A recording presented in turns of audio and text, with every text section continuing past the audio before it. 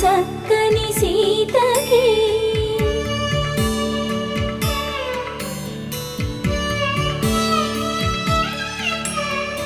ఎర్ర జాబిలి చేయి రాముడేడని అడుగుతుంటే